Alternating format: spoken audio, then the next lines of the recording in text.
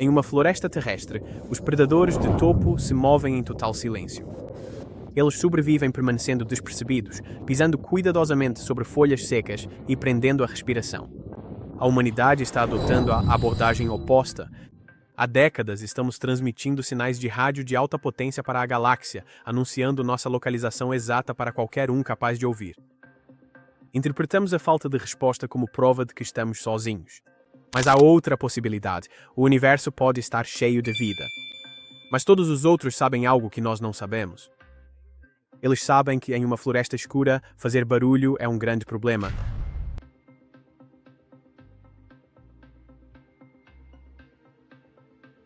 Os cálculos matemáticos sugerem que não devemos estar sozinhos. Nossa galáxia abriga entre 100 bilhões e 400 bilhões de estrelas. Os dados astronômicos atuais indicam que a maioria das estrelas possui sistemas planetários, com pesquisas de exoplanetas mostrando uma média de pelo menos um planeta por estrela. Mesmo que mundos habitáveis sejam incrivelmente raros, o simples volume da Via Láctea dita que a vida deveria ter surgido mais de uma vez. Essa probabilidade se torna ainda mais significativa quando consideramos o elemento tempo. O universo tem aproximadamente 13,8 bilhões de anos. A Terra tem apenas 4,5 bilhões de anos. Já existiam estrelas semelhantes ao Sol queimando e se estabilizando bilhões de anos antes mesmo do nosso sistema solar se formar. Se assumirmos a mediocridade, ou seja, que a Terra não é única, então civilizações deveriam ter surgido em outros lugares há muito tempo. Uma espécie com uma vantagem de apenas 1 milhão de anos teria uma tecnologia indistinguível de magia para nós. 1 milhão de anos é um erro de arredondamento na escala cósmica. Não é nada. Ainda assim, esse intervalo de tempo é suficiente para transformar uma espécie de usuários de ferramentas de pedra em viajantes interestelares. A expectativa é que uma civilização avançada eventualmente se expandisse. Eles precisariam de energia e recursos. Mesmo sem viagens mais rápidas que a luz, uma espécie poderia colonizar toda a galáxia em poucos milhões de anos, usando sondas autorreplicantes ou naves geracionais lentas. Se eles começaram há 2 bilhões de anos, já deveriam ter terminado o trabalho. A infraestrutura deles deveria ser visível. Deveríamos detectar suas transmissões de rádio, seu consumo de energia ou as assinaturas térmicas de suas megaestruturas. A galáxia deveria ser barulhenta e lotada. Observamos exatamente o oposto. Apontamos nossos telescópios para o céu e encontramos um vazio. Ouvimos ondas de rádio e escutamos apenas o chiado de estrelas moribundas e da radiação cósmica de fundo. Procuramos esferas de Dyson ou sinais de engenharia estelar e vemos apenas formações naturais. Não há pegadas. Não há saudação. Cientistas propuseram muitas soluções para esse paradoxo. Alguns argumentam que a vida é simplesmente muito mais rara do que pensamos. Eles sugerem isso. As condições para a inteligência são tão específicas que somos os primeiros e únicos a chegar tão longe. Outros sugerem o grande filtro, um obstáculo tão difícil que todas as civilizações se destroem antes de deixar seu planeta natal. Essas teorias assumem que o silêncio é resultado da ausência ou extinção. A teoria da floresta sombria, popularizada pelo autor de ficção científica Liu Cixin em 2008, adota uma abordagem diferente. Ela aceita a alta probabilidade de vida. Ela assume que a galáxia é povoada e antiga. Ela propõe que o silêncio não é uma falha técnica ou uma raridade biológica. O silêncio é uma escolha. Não estamos deixando de ouvi-los porque nossa tecnologia é fraca. Não os ouvimos porque eles estão deliberadamente permanecendo em silêncio. A falta de evidências é a evidência. Aqui estão os pontos-chave que precisamos abordar. O conceito de que não podemos prever a biologia ou a cultura alienígena, mas podemos prever regras sociais e lógicas. Axioma 1. O objetivo principal de qualquer civilização é a sobrevivência. Axioma 2. Civilizações naturalmente se expandem e consomem mais recursos ao longo do tempo, mas a quantidade total de matéria no universo permanece a mesma. O conflito que surge quando o crescimento infinito encontra um espaço finito. A conclusão de que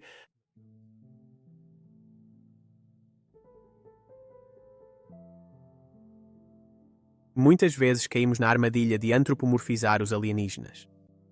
Imaginamos que eles possam ser exploradores curiosos, conquistadores agressivos ou talvez professores benevolentes. Isso é pura especulação. Não temos como saber como funciona a mente de um extraterrestre.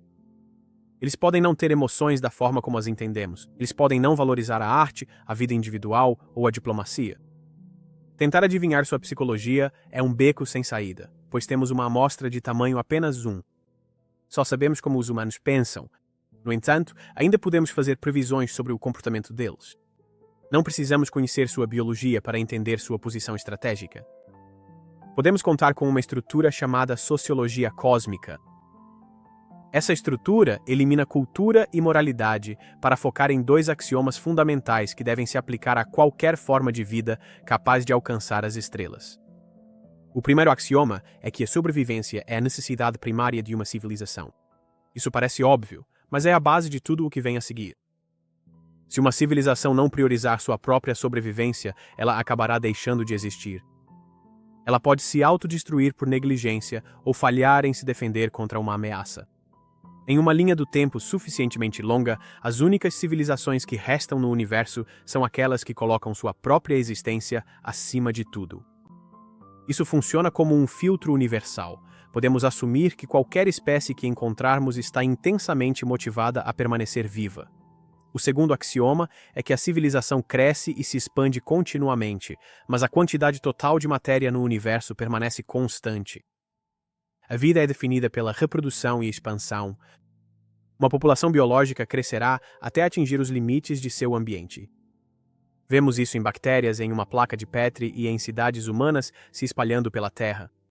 Uma civilização avançada seguirá o mesmo padrão. Precisará de mais energia, precisará de mais matérias-primas. Eles precisarão de mais espaço para viver. Esse crescimento é exponencial. Uma espécie pode levar milhares de anos para ocupar totalmente seu planeta natal, mas, uma vez que domine as viagens espaciais, poderá colonizar seu sistema estelar local relativamente rápido. A partir daí, eles avançariam para estrelas próximas. O consumo de energia deles dispararia. Eles colheriam asteroides, minerariam gigantes gasosos e, eventualmente, construiriam megaestruturas ao redor de seu Sol para capturar toda a sua energia. O problema é que o universo não cresce junto com eles.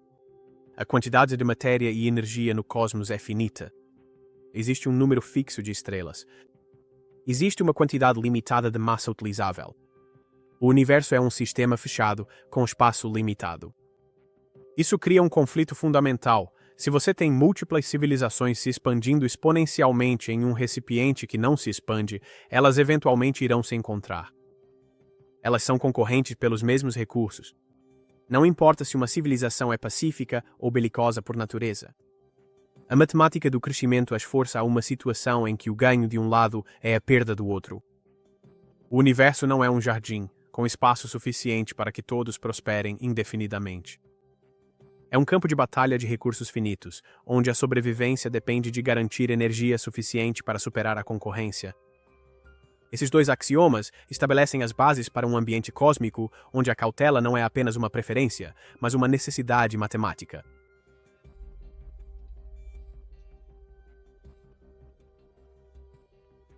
Os 2 axiomas da sobrevivência e dos recursos finitos criam um ambiente perigoso.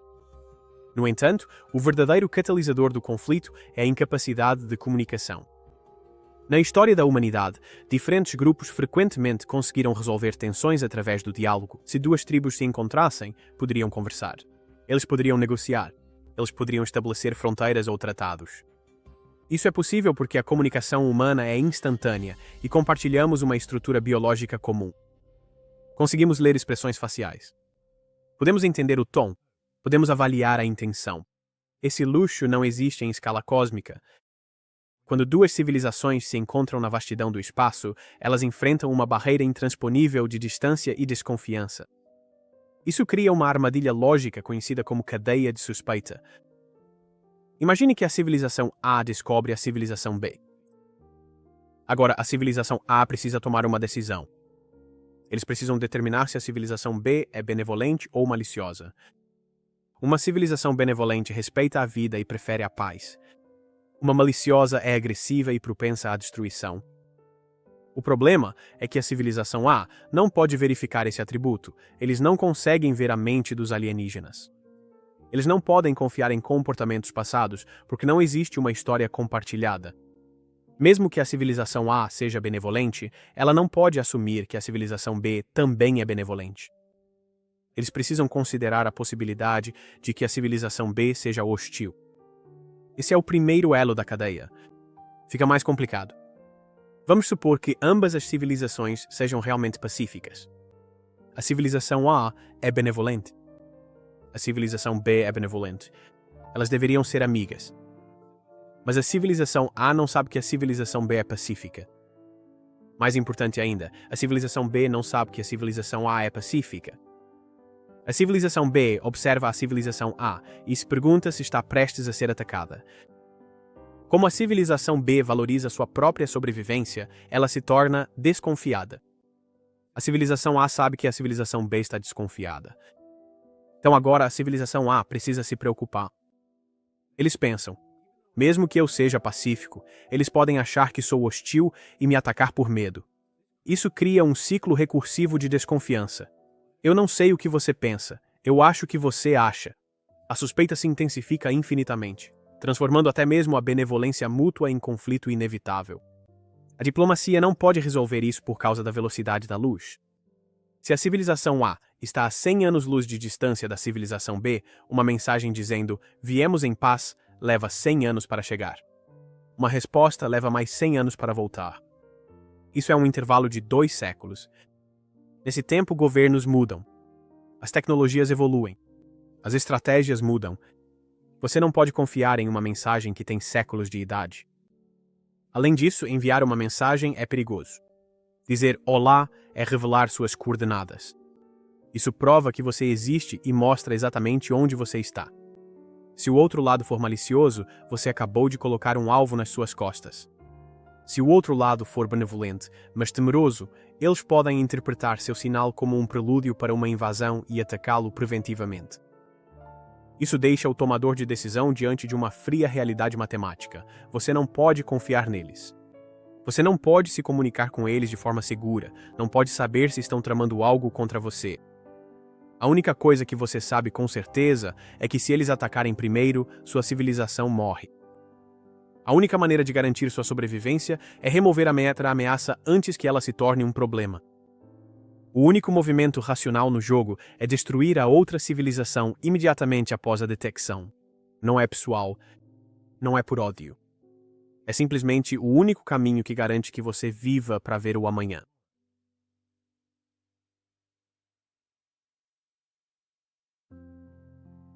O medo inerente à sociologia cósmica é impulsionado por mais do que apenas as capacidades atuais.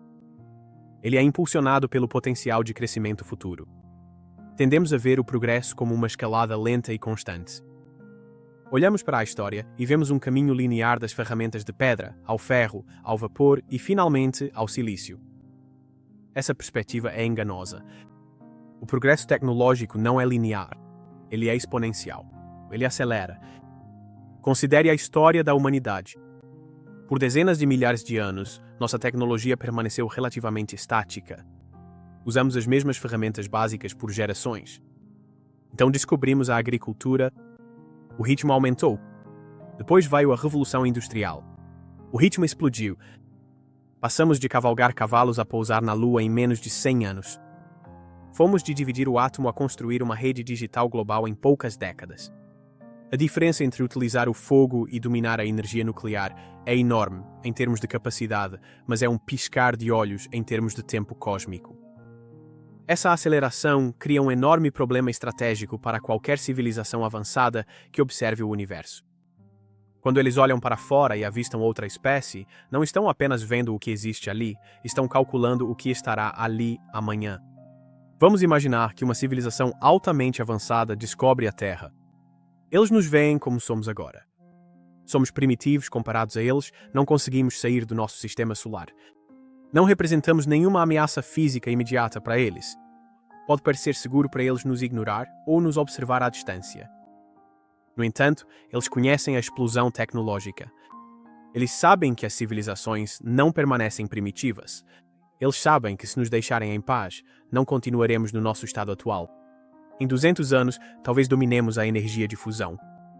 Em 500 anos, talvez tenhamos frotas capazes de viajar entre as estrelas. Em 1000 anos, talvez sejamos iguais a eles.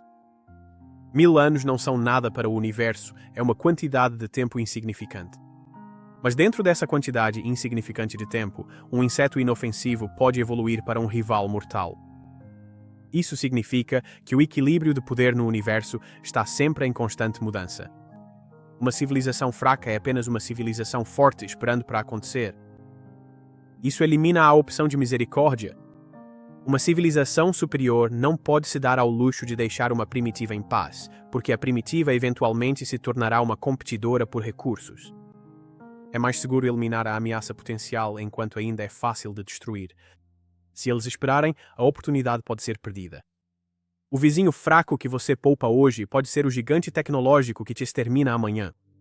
A única maneira de garantir sua posição no topo é podar constantemente o jardim. Você deve remover qualquer broto antes que ele cresça e se torne uma árvore que bloqueie o seu sol. Essa necessidade transforma o universo em um lugar onde os fortes destroem os fracos. Não por maldade, mas por um simples cálculo de risco futuro.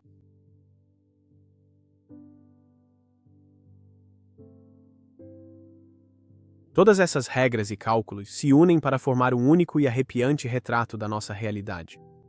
O universo não é um vasto oceano vazio esperando para ser explorado. É uma floresta escura à noite. Nessa floresta não há amigos. Não há aliados. Só existem caçadores armados. Cada civilização é um caçador espreitando entre as árvores. Eles afastam os galhos suavemente. Eles pisam sobre folhas secas para evitar o som de um estalo. Eles controlam a respiração para ser o mais silenciosa possível. Eles não estão se escondendo porque são covardes. Eles estão se escondendo porque estão vivos. A floresta está cheia de outros caçadores. Alguns são velhos e poderosos. Alguns são jovens e imprudentes. Alguns são monstros inimagináveis. Outros são como o primeiro caçador, assustados e tentando, mas no escuro todos parecem iguais. Você não pode distinguir um predador de um peregrino quando só consegue ver sombras. Se um caçador vê algum movimento, ele não pode se dar ao luxo de fazer perguntas. Ele não pode acender uma tocha para enxergar melhor. Isso revelaria sua própria posição para todos os outros na floresta. Ele não pode gritar para perguntar se a outra forma é amigável. O barulho atrairia a atenção. Ele sabe que a outra forma está pensando a mesma coisa. Ele sabe que a outra forma está armada. Portanto, só há um caminho possível para o caçador.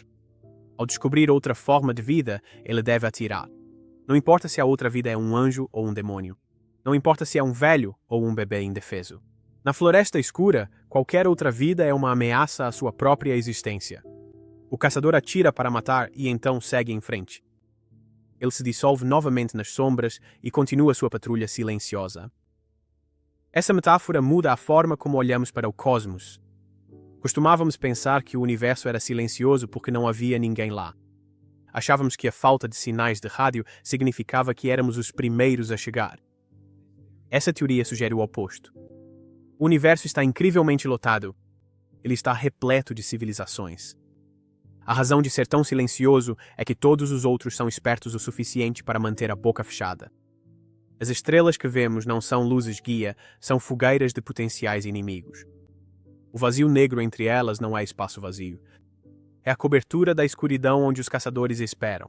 O silêncio que observamos não é um silêncio natural. É um silêncio forçado. É o silêncio de um campo de batalha antes do primeiro tiro ser disparado. É o prender coletivo da respiração por 1 trilhão de espécies diferentes que todas entendem as regras do jogo. Todos estão ouvindo, todos estão observando e todos estão apavorados de serem encontrados.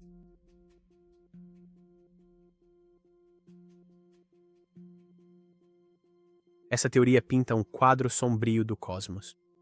Se for verdade, então a humanidade tem cometido um erro catastrófico no último século. Agimos em total oposição à estratégia de sobrevivência usada por todas as outras civilizações.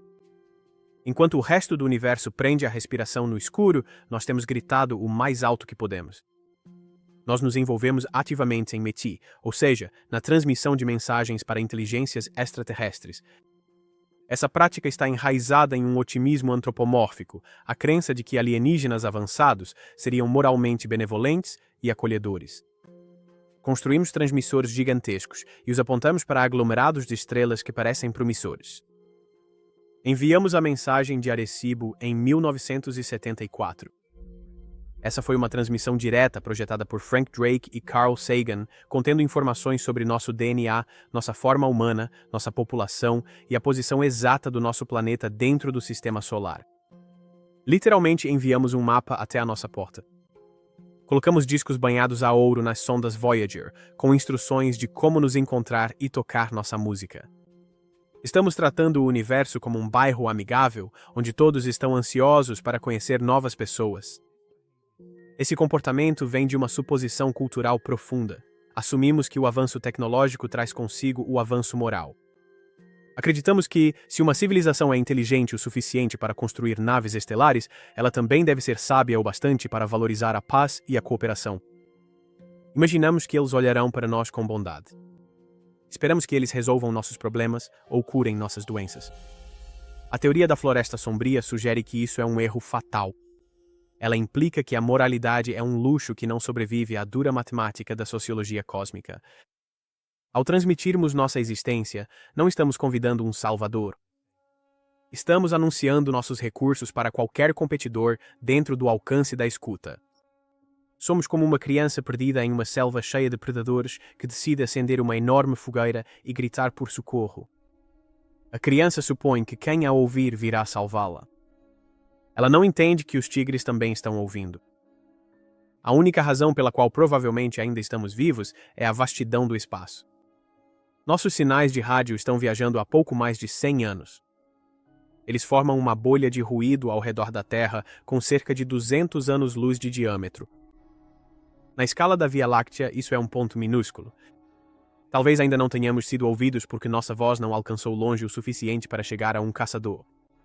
No entanto, essa bolha está constantemente se expandindo.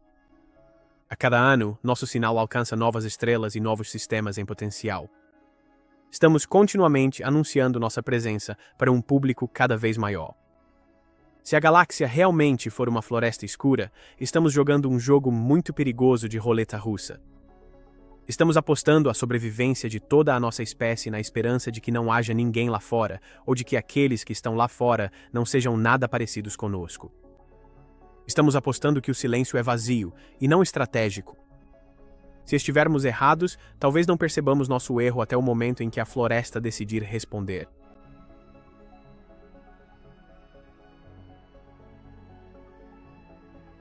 A teoria da floresta escura oferece uma solução para o paradoxo de Fermi, que é logicamente sólida, mas profundamente perturbadora. Ela não exige suposições complexas sobre biologia ou cultura alienígena. Ela se baseia apenas no simples impulso de sobreviver e na certeza matemática de recursos finitos.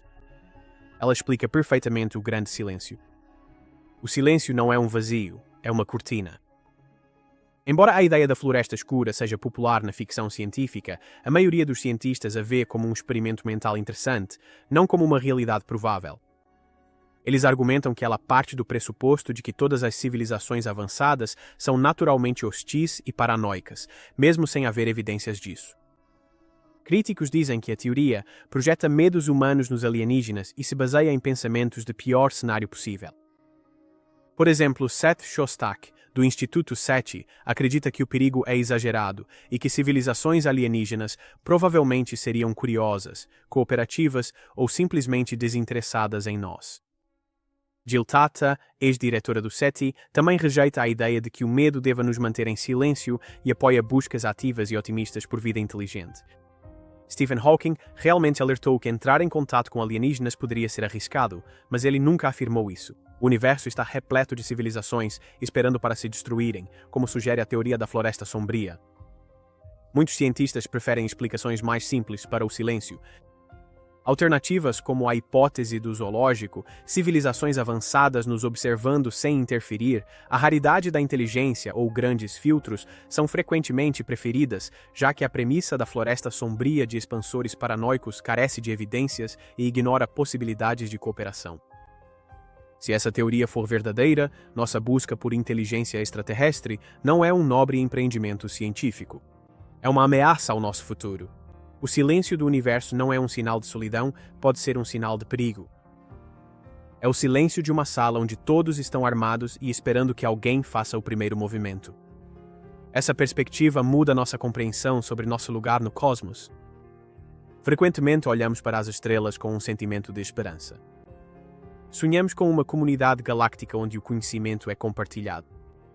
A floresta escura tira esse sonho de nós. Ficamos com uma escolha entre duas realidades. Em uma delas, estamos realmente sozinhos no universo. Somos as únicas mentes conscientes em uma galáxia morta. Esse é um pensamento solitário. A alternativa é que estamos cercados por vida, mas essa vida é hostil por necessidade. Estamos cercados por civilizações que nos destruiriam, não por ódio, mas por medo. Nessa realidade, o silêncio é a única coisa que nos mantém seguros.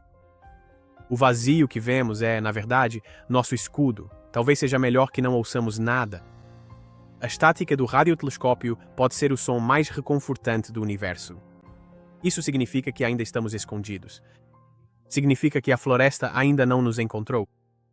Existimos em uma janela rara do tempo, em que somos avançados o suficiente para entender o universo, mas talvez ainda primitivos o bastante para passarmos despercebidos. Essa ignorância é uma forma de proteção. À medida que continuamos a avançar pela galáxia, perdemos essa proteção. Trocamos a segurança do anonimato pelo risco da exposição. Há uma ironia profunda aqui.